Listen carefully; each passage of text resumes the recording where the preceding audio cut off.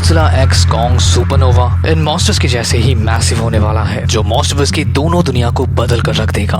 क्योंकि इससे रिलेटेड जो सेट फोटोज, कैरेक्टर्स, एल्सवर्ल्ड स्टोरीज और जो लीक प्लॉट सबके सामने आ रहा है, उनका स्केल सच में जाइगैंटिक है। तो इस वीडियो में हम लोग Godzilla x Kong supernova movie से रिलेटेड एक बहुत ही अमेजिंग लीक प्लॉट थ्योरी को एक्सप्लोर करने जा रहे हैं, जिसके अंदर हम लोगों को इंसानों का प्लान, कॉन्ग और उसकी ट्राइब का फ्यूचर और उस सुपरनोवा इवेंट को बहुत ही अच्छे से एक्सप्लेन किया गया है। पर उससे पहले अगर आपको मेरा काम पसंद आता है तो वीडियो को लाइक और चैनल को सब्सक्राइब कर लेना, क्योंकि यहाँ पर मॉन्स्टर्स और उनसे रिलेटेड कंटेंट्स आते रहते हैं। इस फिल्म का स्टोरी शुरू होगा द न्यू एम्पायर के इवेंट के बाद से, जब ग्लोबल लीडर्स का सबसे डरावना सपना सच होकर उनके सामने आएगा। ग्लोबल लीडर्स पहले से ही इन टाइटन्स के अगेंस्ट थे।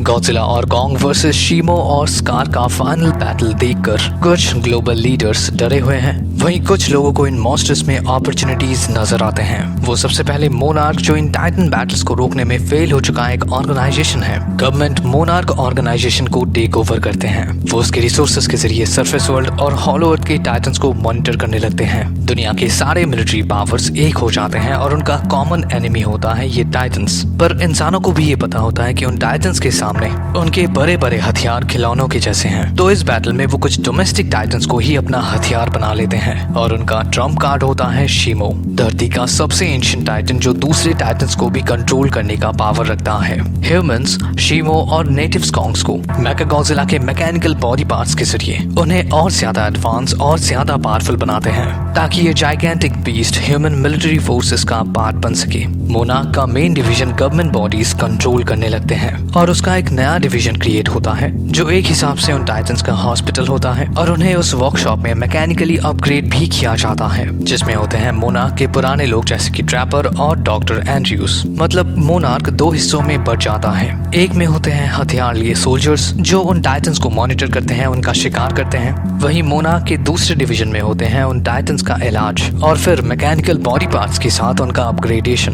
ताकि वो इंसानों के आर्मी को ज्वाइन कर सके, चाहे उनका कंसेंट हो या ना हो। मोनार्क के इस डिवीजन के मेंबर्स होते हैं डॉक्टर एंड्रयूज और ट्रैपर, जो पहले अपने काम को एंजॉय करते थे, पर गवर्नमेंट इंटरफेरेंस के बाद उनका काम उनके मॉरल और वैल्यूज के बीच में आता है। इंसान हॉलो अर्थ के हर एक लेयर्स को डिस्कवर करने लगते हैं और हॉलो अर्थ के कई सारे राज उनके सामने रिवील होता है। अभी यहाँ तक सब कुछ सही चल रहा था, पर प्रॉब्लम शुरू होता है हॉलो अर्थ और सरफेस वर्ल्ड के बीच में, जिसे कहा जाता है वर्टेक्स। हॉलो अर्थ पर जो आर्टिफिशियल सूरज है, उसका पोजीशन है उस वर्टेक्स में। इंसान जब उस ब्लू न्यूक्लियर एनर्जी से भरे हुए क्रिस्टल्स को बार बार उस वर्टेक्स से पास करवाते हैं, तब वो आर्टिफिशियल सन उस क्रिस्टल की एनर्जी को एब्सॉर्ब करके ओवरलोड हो जाता है और फिर वो अनस्टेबल बन जाता है, जिससे सरफेस वर्ल्ड पर कई सारे प्रॉब्लम्स दिखाई देते हैं, जैसे कि धरती के मैग्नेटिक फील्ड का बिगड़ना, ग्रेविटेशनल शिफ्ट जिससे सुनामीज और अर्थक्वेक क्रिएट होते हैं और कई जगहों के क्लाइमेट्स बदलने लगते हैं। सरफेस वर्ल्ड पर रहे हॉलो अर्थ के एंट्री पॉइंट से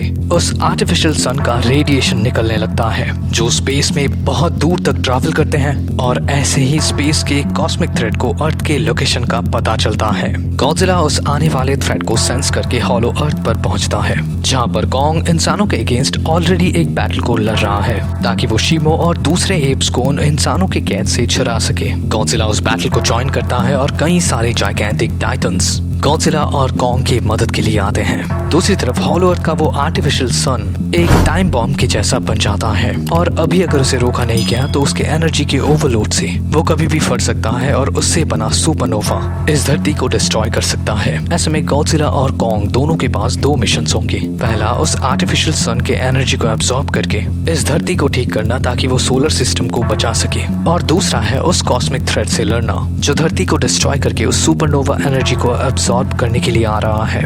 अभी इस कहानी में बहुत कुछ रियल भी लग रहा है और बहुत सारा स्टोरी फेक भी लग रहा है। मतलब न्यू एम्पायर के आखिर में दिखाया गया रियो का बैटल, वो इवेंट गवर्नमेंट को ट्रिगर कर सकता है मोनार्क का कंट्रोल लेने के लिए। ये सच हो सकता है।